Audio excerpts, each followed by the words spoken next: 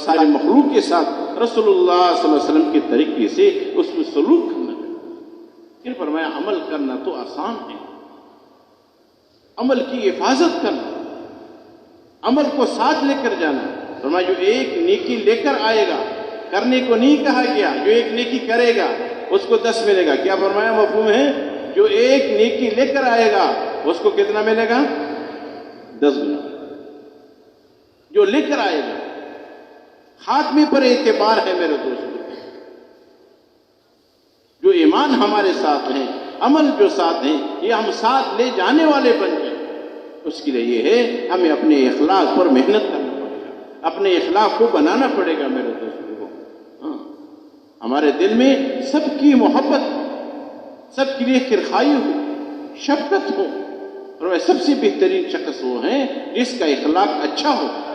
مومن اپنے اچھے اخلاق کی وجہ سے دن بھر روزہ رکھنے والا، رات بھر نماز پڑھنے والا درجے کو حاصل۔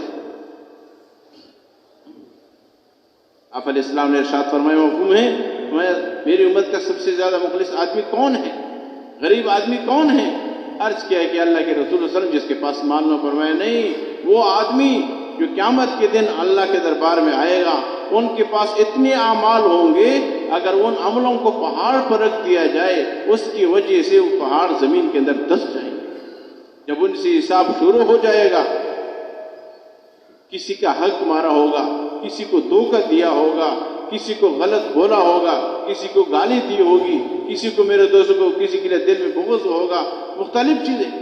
اب ان کی کیونکہ وہاں پر تو میرے دوستوں کو یہی اعمال کا بدلہ ہوگا، عمل کی ایک رسی چلے گی میرے دوستوں کو، تو ان کے اعمال ان کو دیا جائے گا یہاں تک کہ ان کی نیکیاں ختم ہو جائے گی، پھر بھی لوگوں کا حق باقی رہے گا، پھر لوگوں کے گناہ اس پر رکھ کر کے اس کے وجہ سے وہ ہلاک ہو گئے۔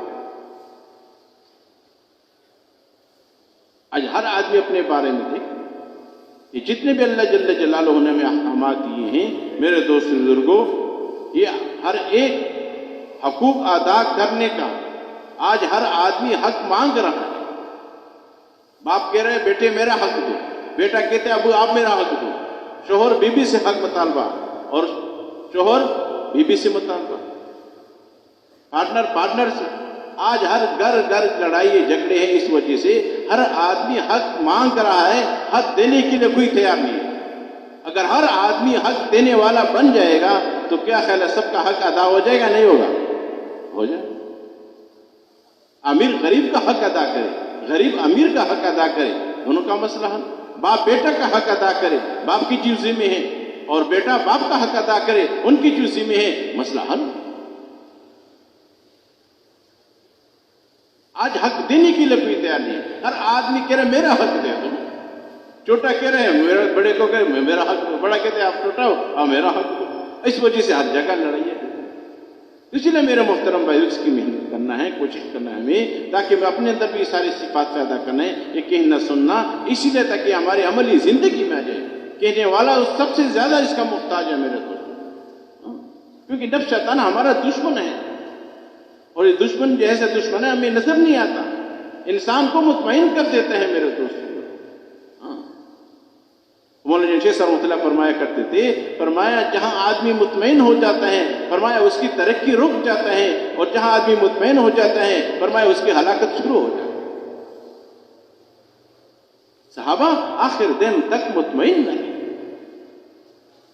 عمر رضی اللہ تعالیٰ عنہ جو آخر وقت ہیں اپنے حضرت حذیفہ رضی اللہ عنہ سے کیا فرما رہے؟ اے حذیفہ میں تجھ سے نہیں پوچھ رہا ہوں، تجھ سے نہیں پوچھ رہا ہوں جو حضور نے منافقین کے نام بتائے کون کون ہے، بلکہ یہ بات پوچھ رہا ہوں کیا میرا نام تو اس کے اندر نہیں؟ اتنے بڑے ایمان والا جو 40 نمبر پر ایمان لایا، 40 نمبر پر مسلمان ہوئے، محنت کرتے کرتے دوسرے نمبر پر کھڑے ہوئے، ایک آگے تھا اس سے بھی آگے نکلنے کی بہت کوشش کیا، نکلا۔ اور حضور نے کہا یہاں تک فرمایا، اس کا مفہوم ہے اگر میرے بعد کوئی نبی ہوتا تو عمر ہوتا، اور عمر جس راستے سے گزرتا ہے اس راستے سے شیطان بھی بھاگ نہیں، اس راستے میں شیطان پھر نہیں سکتا۔ 22 لاکھ مربع میل پر حکومت کرنے والا، اس لیے میرے محترم بھائی دوست بزرگوں، ہماری عمل کی جو حفاظت ہے وہ اچھے اخلاق سے ہوگی۔ جتنا ہمارا اخلاق اچھا ہوگا، ہمارے اندر عاجزی ہوگا، انصاری ہوگی، لوگوں کی ہمدردی ہوگی، شفقت ہوگی، محبت ہوگی۔ انہیں دعا کیا نہیں جاتا، دعا تو لیا جاتا ہے۔ جب دوسرے کی تم خدمت کرو گے، ان کی مدد کرو گے میرے دوست بزرگوں، ان کے دل سے دعائیں نکلیں گی۔ اللہ نے ہمیں اور آپ کو ایک کام دیا، اس کی محنت ہے میرے